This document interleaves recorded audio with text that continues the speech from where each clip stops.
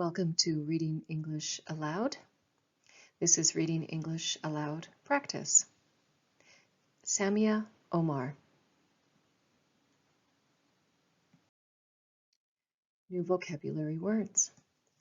Verbs. Number 1, compete. Compete. Number 2, donate. Donate. Number 3, place. Place. Number 4, ban. Ban. Number 5, relocate. Relocate. Number 1, compete. Trying to win something. Number 2, donate. Give money or goods for a good cause, for example, to a charity. Number 3, place. Be among the first 3 or 4 in a race. Number 4, ban. Officially or legally prohibit something, officially prevent someone from doing something. Number 5, relocate. Move a home or business to a new place.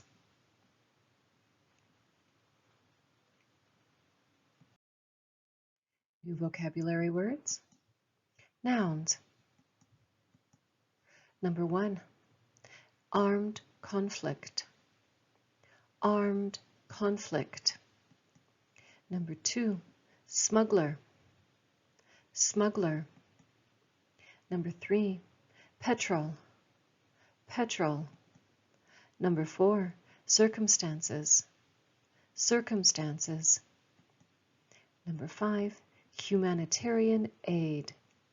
Humanitarian aid. Number 1, armed conflict, involving the use of firearms, guns. Number 2, smuggler, a person who moves goods illegally into or out of a country. Number 3, petrol, a light fuel oil used in engines. Number 4, circumstances, a condition connected with an event or action. Number 5, humanitarian aid. Promote human welfare with assistance or help in difficult times.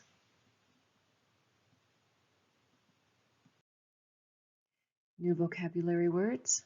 Adjectives. Number 1, determined. Determined. Number 2, escalating. Escalating. Number 3, desperate. Desperate. Number 4, promising. Promising. Number 5, state of the art. State of the art. Number 1, determined. Having made a firm decision and being resolved not to change it. Number 2, escalating. Increasing rapidly. Number 3, desperate. A hopeless sense that a situation is so bad as to be impossible.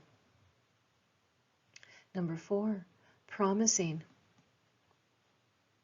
Showing signs of future success. Number 5, state of the art. The best and most modern of its type.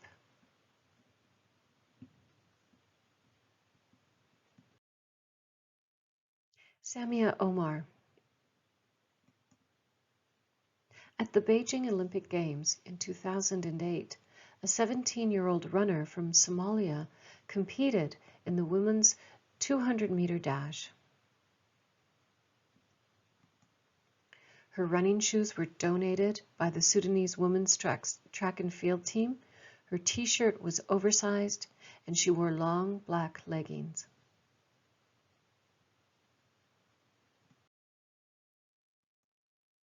All of the other runners were wearing state-of-the-art gear. She placed last, but the crowd cheered so loudly for her effort.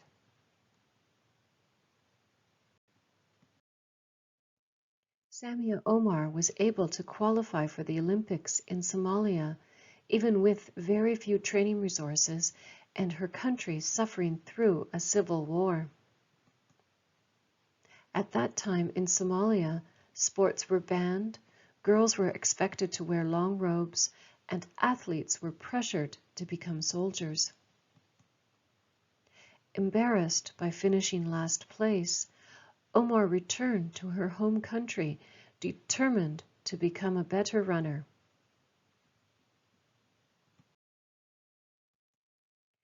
Due to the escalating civil war in Somalia, Samia Omar was forced to relocate to a camp for displaced persons.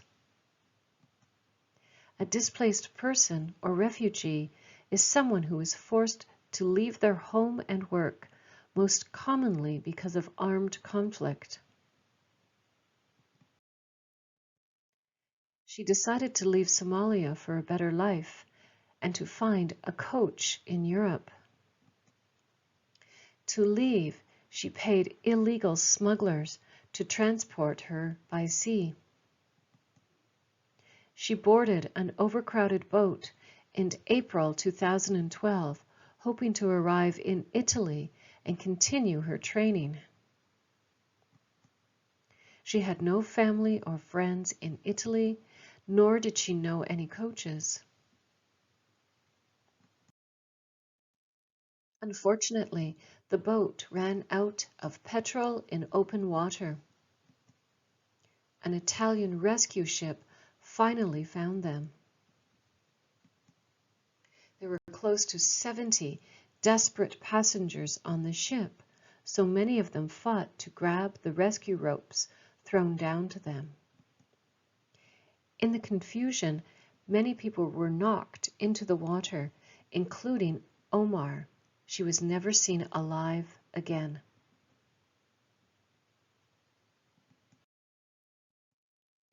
Samia Omar was a refugee fleeing her own country.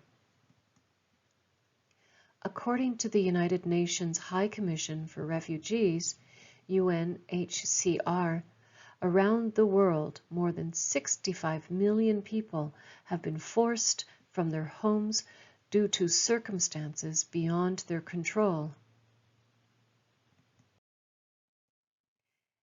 UNHCR provides humanitarian aid for refugees. Refugee children are 5 times more likely to be out of school than their non-refugee peers. This is the greatest loss. The loss of promising young talent, athletic or otherwise, is a loss for humanity. That's the end of the article, and these are my sources.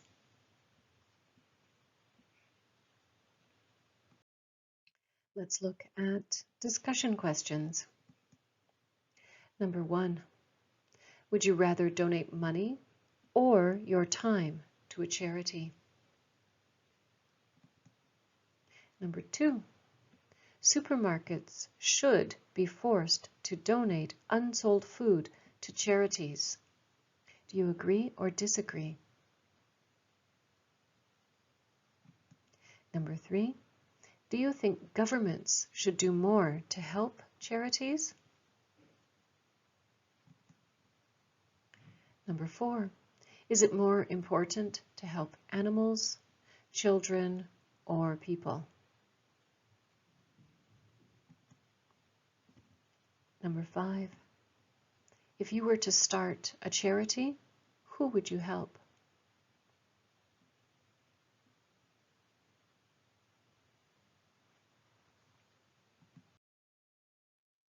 And just for fun, idioms about helping. Number 1, helping hand. Helping hand. Assistance with a task. I could really use a helping hand carrying all these boxes downstairs. Lend a hand. To help.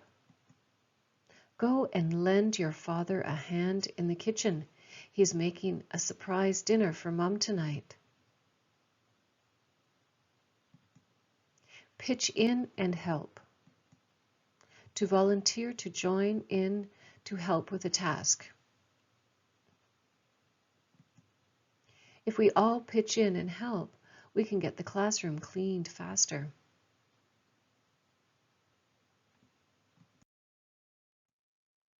Charity begins at home.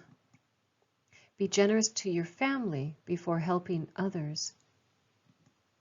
She spends hours and hours on volunteer work and neglects her children, forgetting that charity begins at home. A fat lot of good. Something that is useless and not worth the effort. A fat lot of good that did me, spending all that time carefully wrapping the dishes, only to drop the box on the floor and break them all. A cry for help. An inappropriate action that masks a need for help. Most suicide attempts are really a cry for help. That's the end of the article, Samia Omar, and thank you for reading English aloud with me today. That was easy.